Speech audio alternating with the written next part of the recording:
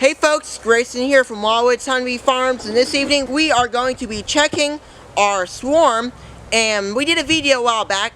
It's called the 5-gallon bucket swarm removal, and this is it. Bees are going in with pollen. We got a good going smoker here. So we're going to go ahead and get into these bees, check on the queen, her status, see how much food, eggs, larvae, pupae, honey that they have in here, and resources. Overall, we're going to be giving you an update. We're going to be doing a 5-frame nuke inspection of the swarm that we caught, our first swarm of 2023. Well, they got that process down pretty good. Look at all these bees up here. There's a lot of bees, and this nuke, this little swarm that I caught, has been doing extremely well since I caught this swarm and put it in this nuke. Been doing pretty good. Smoke them just a little bit, just to the point where these bees are a little more spicy than some of the others that I have, like the Italians. But still, nonetheless, they're still pretty a good genetic to have. So I'm pretty proud of them. Here, let me lift up this frame. This is a frame of foundation, seems like. Okay. Let me get this out of the way here. See that little brood? A little honey on the top. Eggs. Yep, I see a lot of larvae. Now we're going to look for the queen on this frame. I'm just looking around. There's some eggs, real young eggs. I'm thinking about 48-hour, maybe even 24-hour eggs. But nothing here. No eggs, but there is a lot of light colored pollen here. A little light colored pollen. Little broods there. Nothing much about it, just this little yellow pollen. There is some kind of little brown green pollen, dark green pollen, so they're bringing in a lot of nectar. They have a lot of capped honey as well in here, so in the next few weeks I'm going to have to take these to a 5-frame nuke and to a 10-frame box before they get overcrowded and think about swarming again.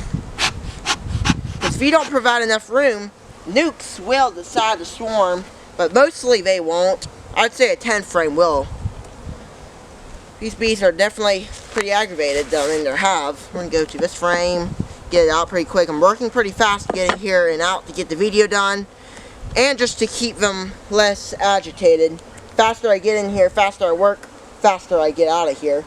There is a lot of pupae in here, or old larvae is what we usually call it, pupae. Look at that solid brood pattern, look at that. This queen's lighting this frame up. This is unbelievable. Look at this. I mean, really. Look at that. It's just a frame of great brood. This side's too, same. Every cell is almost capped. If it's not capped with brood, it's already hatched. She's doing an unbelievable good job at this. And we're going to keep this queen. We're going to keep her. She's a good queen. She lays pretty nice. No matter what kind of genetic she is or how mean she is. That's just a great brood pattern. I mean, really. There are some drones in here, though. Some drone cells, I think. So that's good. And there's no pollen. Just some pupae. I do see some eggs, so that means the queen's been here at some point. So that's good. That's good. Look, there's a little bee on my shoulder, so that's good. These bees are generally okay nice. They're not the nicest bee.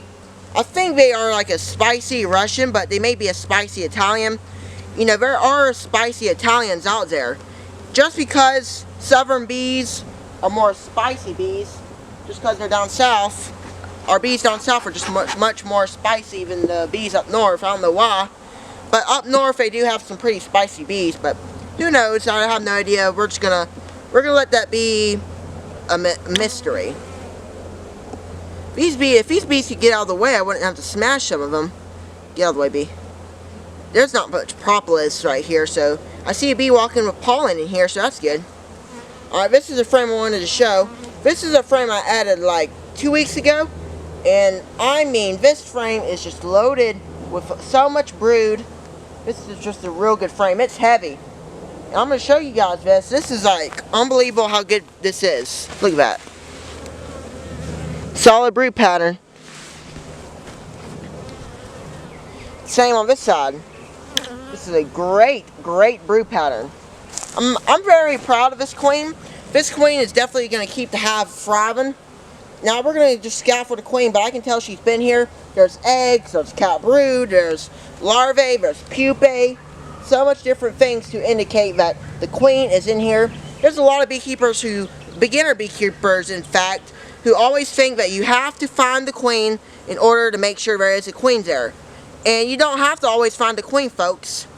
What you can do is, all you gotta do is make sure you can see eggs, larvae, maybe even pupae. You know a queen's been there at least in the last 48, 72 hours, so it's not a big deal to always find a queen. You can, if you found a queen, hey, great. If you don't and you see eggs, that is perfectly fine. Queens are sometimes hard to spot, so don't let yourself down that you don't find a queen so easy. You can mark queens. I generally don't do that, but you still can. It's still an option, but I just don't. Alright, this frame is the frame that's most likely going to have the queen. This is like a frame of drawn foundation I put in here. And this thing is loaded with eggs. No missed cell, from what I can see, is missing any eggs on here. So that means a queen has been here, relevant, maybe in the last 24 hours. It hasn't been long since she's been here, because the camera cannot see this, but that is a wonderful frame of eggs. Young eggs. It's so great.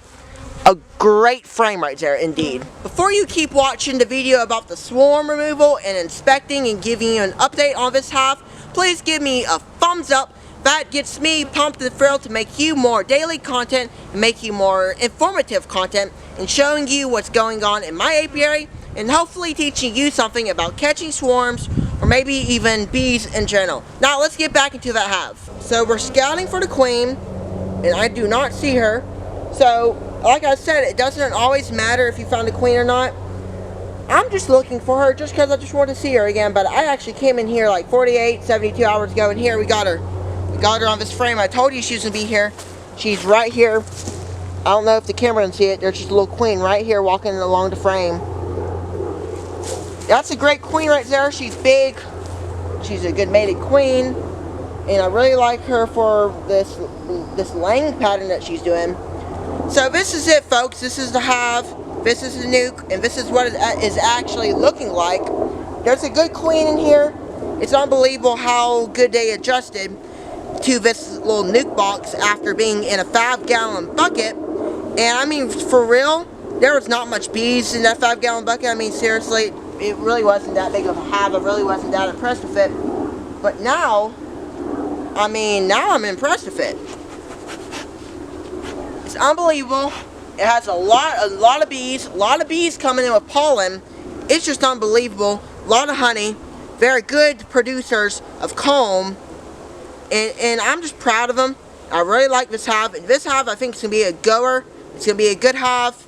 Probably do want to treat for some varroa mites here soon, because all that brood probably does indicate that there are some varroa mites in here. Well, you know, it doesn't really matter.